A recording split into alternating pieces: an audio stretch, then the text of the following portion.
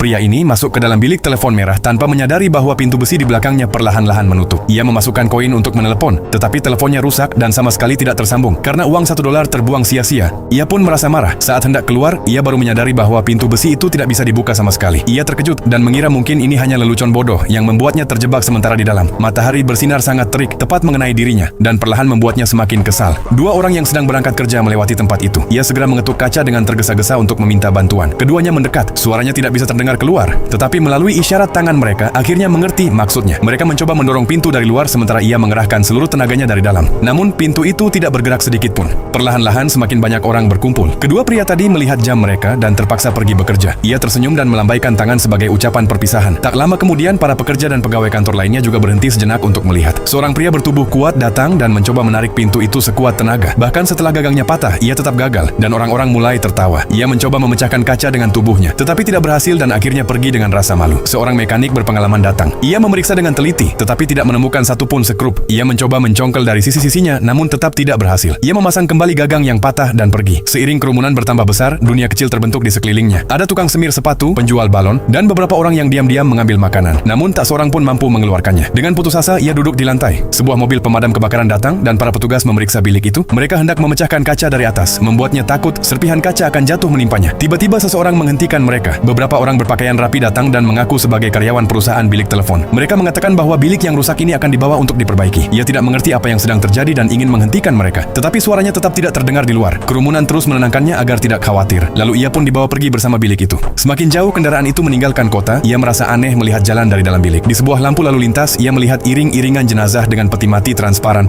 yang keadaannya persis seperti dirinya. Di lampu merah berikutnya, ia melihat seorang pria lain terjebak di bilik telepon merah yang sama. Saat itulah ia menyadari bahwa semua ini adalah sebuah konspirasi. Ia memukul kaca dan memohon bantuan, tetapi orang-orang mengira ia sedang melambaikan tangan dan membalasnya dengan senyuman. Haus, lapar, dan benar-benar kelelahan, ia akhirnya berbaring dalam keputusasaan. Kendaraan itu tiba di tempat terpencil. Ia teringat keluarganya dan melihat foto istri serta anaknya. Tanpa memahami kesalahan apa yang telah ia lakukan hingga menerima nasib seperti ini, sebuah helikopter militer muncul. Dengan sisa tenaga terakhirnya, ia mencoba meminta pertolongan, tetapi helikopter itu justru terbang ke depan, seakan-akan mengawal kendaraan tersebut. Di antara pegunungan, ia dibawa ke sebuah lokasi tempat bilik-bilik telepon dibuat dengan pintu yang tidak pernah bisa dibuka. Setiap bilik adalah penjara bagi satu manusia. Sebuah kereta mengangkat bilik itu dan meletakkannya di atas ban berjalan. Di depannya, ada banyak orang lain seperti dirinya. Semuanya terjebak. Nasib mereka tidak dapat diubah. Ketika suara tidak pernah didengar, tak seorang pun datang untuk menyelamatkan. Jika tidak ada seorang pun yang mendengar suaramu, hal pertama, apa yang ingin kamu ubah? Tapi pertama, berapa lama kamu ingin ibumu tetap hidup? 24 jam. Abaikan 200 tahun, tekan suka, like. 500 tahun, kirim hati di komentar. 1000 tahun, subscribe dan bagikan. Selamanya, lakukan semuanya.